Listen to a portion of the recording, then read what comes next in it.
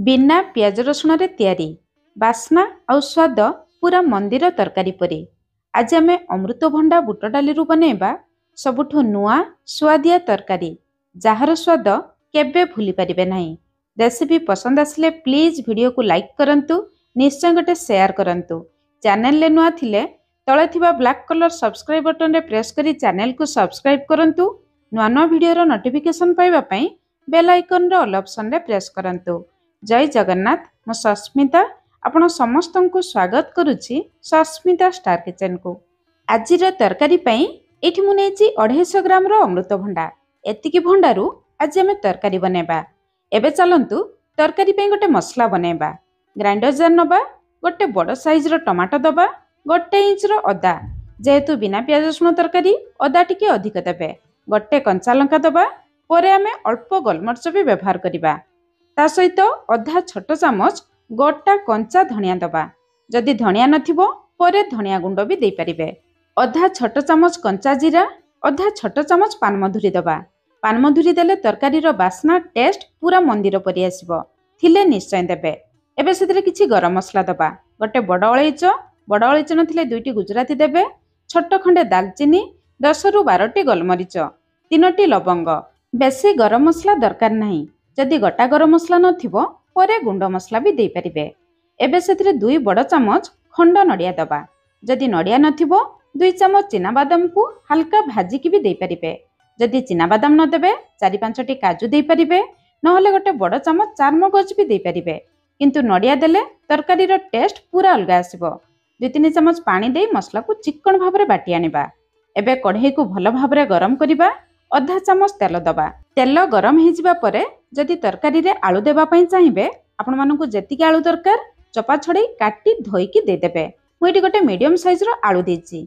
आलू को देखि स्वाद अनुसार लूण दबा, अल्प हळदी गुंड दबा। आलू भाजिबा पई टिके अधिक समय लागिबो। 2 मिनिट लेखाय 2 थर, ता माने 4 मिनिट लो फ्लेम रे आलू को कवर करी भाजी नबा। 4 मिनिट परे एटी देखंतु आलू रो कलर चेंज हो जाईछि, आलू भाजी जाईछि। एबे बाहर को बाहर करी आनिबा। सेई कढ़ई रे आउ 2 छोट चामच तेल दबा। जमा अधिक तेल देबे नहीं। आमे मसला रे नडिया देइछु, देखिबे नडिया रु ही तेल बाहरिबो। तेल गरम हो जिबा परे अधा छोट चामच जीरा दबा, 2टी तेजपत्र, गोटे सुखिला लंका, अल्प हिंगु दबा। बिना प्याज रसुण तरकारी रे अल्प हिंगु देले बहुत बढ़िया बास्ना आसीबो। जीरा तेल रे फुटी जिबा परे आमे बाटी रखितिबा मसला को दे दबा। संगे संग ग्राइंडर जार धोई 2-3 चामच पानी दे दबा। एबे एई मसला रे मसला को देखी तरकारी रो झळ को देखी स्वाद अनुसार लूण दबा। अधा छोट चामच हळदी गुंड दबा, अधा छोट चामच काश्मीरी लंका गुंड दबा। राग पई आमे मसला रे अल्प गोलमरिच, गोटे कंचा लंका भी देथिले। जदि आपण माने मसला बाटिबा समय रे गोटा धनिया, गोटा गरम मसला देइ नथिबे, एई मसला सहित अधा चामच लेखाय गुंड मसला भी देइ परिबे। मसला कसिबा समय रे भाजी रखितिबा आलू को दे दबा। गोटे समय रे 2टी काम हेबो। आलू भी सिझि जिवो, मसला भी कसी जिवो। एबे गैस रो फ्लेम लो मीडियम रखी कवर करी मसला रु तेल बाहरिबा पर्यंत आमे मसला को कसी नबा। सेई भितरे आमे रखितिबा अमृतभंडा रु चपा बाहर करनबा। चपा को भल भाबरे बाहर करनेबे। चपा अल्प रहिले पिता लागिबो। तापर आमे मझिरु 2 खंड करी काटी नबा। तापरे अमृतभंडा भितरे थिबा एई धळा अंश को बाहर करतेबे। धळा अंश रहिले तरकारी रे खाइबा पई भल लागिबो नाही। धळा अंश बाहर कर सारिबा परे आमे अमृतभंडा को भल भाबरे धोई आनिबा। धोई सारिबा परे आपण माने एमिति गोटे सरू करुणा रे अमृतभंडा को करि नेबे। बेसी मोटा करुणा रे करिवे नाही। एमिति सरू करुणा रे करिले अमृतभंडार दाना पतला बाहरिबो। तरकारी रे बहुत जल्दी सिझि जिवो, खाइबा पई भी भल लागिबो। एबे एई अमृतभंडा करा को आमे साइड रे रखिबा। सेपटे चलंतु मसला को चेक करिबा। 5 रु 6 मिनिट आमे मसला को लो मीडियम फ्लेम रे कवर करथिले।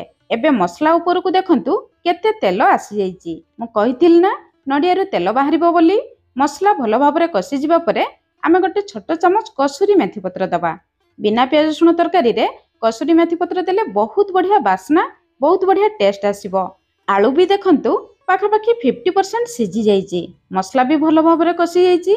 एबे सेतरे आमे गरम पानी दबा। मसला कसी जिबा परे जम्मा ठंडा पानी देबे नाही। तरकारी रो कलर भी खराब हे जिवो, टेस्ट भी खराब हे जिवो। हाई फ्लेम करी पानी को भल भाबरे फुटे नबा। पानी भल भाबरे फुटी जिबा परे गैस रो फ्लेम लो मीडियम रखी झळ को किछि समय फुटे नबा। आजिर तरकारी पई हमकु बुट डाली भी दरकार। एठी मु 100 ग्राम रो बुट डाली को 5 घंटा हला पानी रे बतुरई नेथिली। डाली देखंतु भल भाबरे बतुरी जाइछि। डाली को भल भाबरे बतुरई नेबे। एबे डाली को भल भाबरे पानी रु छाणी आमे ग्राइंडर जार रे दे देबा। ध्यान रखिबे डाली सहित जमा पानी देबे नाही। डाली सहित अधा छोट चामच कंचा जीरा, अधा इंच रु टिके कम अदा दबा, 1 रु 2 चामच पानी देबे। जमा अधिक पानी देबे नाही। डाली को चिकन भाबरे बाटिबे, किंतु एमिति बहलिया बाटिबे। याठारु पानी करिबे नाही, नहले तरकारी बनेबा समय रे असुविधा हेबो। एबे आमे करिकि रखितिबा अमृतभंडा को गोटे बड़ मिक्सिंग बोल को दे देबा। ता सहित बुट डाली बटा को भी दे देबा। एबे सेतिरे किछि मसला गुंड दबा। स्वाद अनुसार लुण दबा, अधा छोट चामच हळदी गुंड दबा, अधा छोट चामच काश्मीरी लंका गुंड दबा। राग पई तरकारी रे आमे राग लंका गुंड देथिले। ऑप्शनल अछि, आपण चाहिले स्किप करि परिबे। भलो बासना पई अल्प धनिया पत्र दे दबा। मु एतिकी मसला गुंड देइछि। आपण मानकु जदि धनिया गुंड, जीरा गुंड, गरम मसला गुंड पसंद थिबो अधा चामच लेखाई देई परिबे, न देले भी चलिबो। आउ जमा पानी देबे नाही। अमृतभंडा रे पानी अछि, सेई पानी सहित बुट डाली बटा भलो भाबरे मिसि जिवो। मु एठी अमृतभंडा सहित बुट डाली बाटिकी देइछि। आपण माने दरकार मुताबक बेसन देई परिबे, किंतु बेसन देले सेमिति टेस्ट आसीबो नाही। बुट डाली बाटिकी देले बहुत बढ़िया टेस्ट आसीबो। एबे हाथ रे धरिले देखंतु बरा शेप रे हे जाउची। मिक्सचर को एतिकी बहलिया रखिबे, जम्मा पानिया करिबे नाही। पानिया कले बरा बनै परिबे नाही। 250 ग्राम अमृतभंडा पई 100 ग्राम रो बुट डाली ए भाग माप मने रखिबे।